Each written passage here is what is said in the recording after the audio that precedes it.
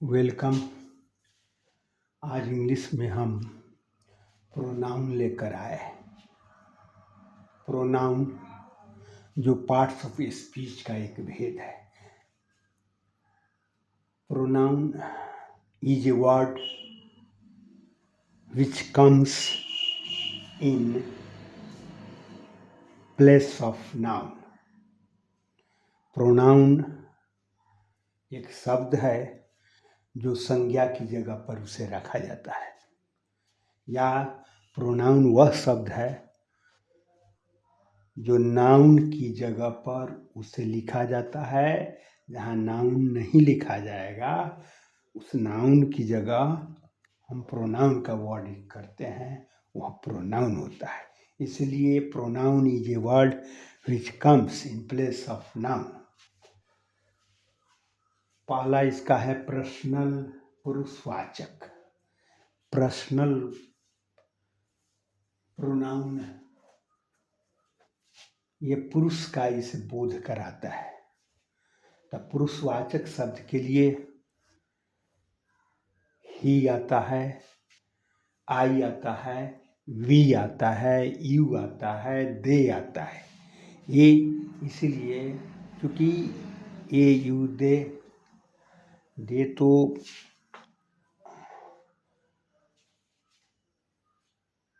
इस दे तो अन्य जगह भी आता है, लेकिन ये पुरुष के लिए यदि दे का प्रयोग आता है तो उसको हम पर्सनल प्रोनाउन कहेंगे। पोजेसिव प्रोनाउन अधिकार सूचवाचक कहा जाता है। अधिकार इसमें अधिक स्वामित्व का बोध रहता है। वाक्य में जहाँ स्वामित्व का भाव झलके वही अधिकारवाचक है। दिस पेन इज माइन, मेरी है। इम्फैटिक दृढ़तावाचक, इम्फैटिक में दृढ़तापूर्ण कोई कहता है न, तो वह इम्फैटिक दृढ़तावाचक सर्वनाम बोलता है। योर सेल्फ है, देम सेल्फ है। रिफ्लेक्सिव निजवाचक होता है, स्वयं निजवाचक अपना होता है। तो रिफ्लेक्सिव प्रोनाउन का उदाहरण याद करने के लिए सबसे अच्छा तरीका है सेल्फ जिसमें लगा हो, रिफ्लेक्सिव प्रोनाउन है। अगला है डिमोन्स्ट्रेटिव संकेतवाचक। डिमोन्स्ट्रेटिव प्रोनाउन संकेतवाचक वैसा भी वर्ड है जो संकेत के रूप में यूज किया जाता है, जिसमें नाउन नहीं लिखा रहेगा और संकेत के रूप में उस नाउन के बदले जो हम प्रयोग करते हैं उसको हम डिमोन्स्ट्रेटिव प्रोनाउन कहते हैं। जैसे ब्रिंग ए चेयर। अब एक ब्रिंग नहीं, bring this chair, bring that chair, bring this book.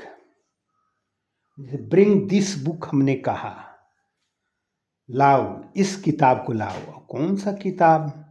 यहाँ तो कौन से किताब में इस लगा हुआ है, यानी जो किताब है वो तो है, हो सकता है साइंस का हो, गणित का हो, इंग्लिश का हो।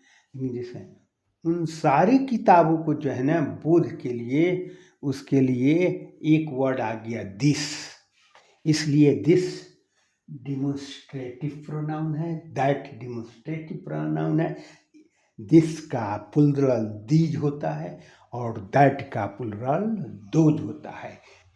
ये भी जो है आपका डिमोन्स्ट्रेटिव प्रोनाउन हुआ। अगला है इंडेफिनिट अनिश्चयवाचक। इस प्रोनाउन में अनिश्चय का बोध होता है।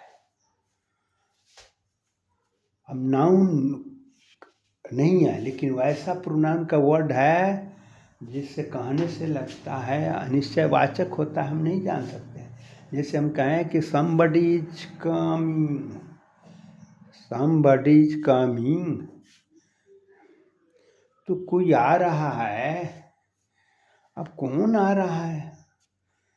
अब आएगा तो देखने पर पता चलेगा। तब तक जो है हम समबडी से काम चलाया, तो समबडी, नोबडी, एनीबडी, ये सारे के सारे जो है आपका इंडेफिनिट प्रोनाउन है, क्योंकि इससे निश्चितता का बोध नहीं होता है, अनिश्चय का बोध होता है। दूसरा है रिलेटिव प्रोनाउन, संबंधवाचक। हु विच, रिलेटिव प्रोनाउन संबंध, ये क्या करता है कि दो वाक्यों को जोड़ता है। इसका जो शब्द होता है दो वाक्यों को जोड़ता है। और जैसे दैट है चाहे हु है, तो दो वाक्यों को जोड़ेगा, इसके पहले आने वाला जो होगा उससे वह संबंध बनाता है। This is the book which I bought, this is the book which शब्द जो है यहाँ, this is the book, book से इसका संबंध है, यह वही किताब है जिसको मैंने खरीदा ना। तो ये इसलिए जो है ना, विच का बुक से संबंध हो गया, संबंध का बोध कराने के कारण यह जो है रिलेटिव प्रोनाउन में आता है। इंट्रोगेटिव प्रोनाउन, जिस प्रोनाउन से प्रश्न का बोध होता है, जैसे कौन आ रहा है, हु इज कमिंग। अब हु शब्द यहाँ पर प्रोनाउन रूप में लेता है, हु इज कमिंग, तो हु जो है इंट्रोगेटिव है, कौन आ रहा है, कौन जा रहा है। हाउ आर यू, तुम कैसे हो, ये सब जो है आपका इंट्रोगेटिव प्रोनाउन है। इस तरह आपने है ना कि ये प्रोनाउन जो पार्ट्स ऑफ स्पीच का एक दूसरा भेद है, पार्ट्स ऑफ स्पीच का दूसरा भेद है, और प्रोनाउन को आपने 8 भाग में देखा न, सबका उदाहरण के साथ लिखा हुआ है, से याद करेंगे। थैंक्स।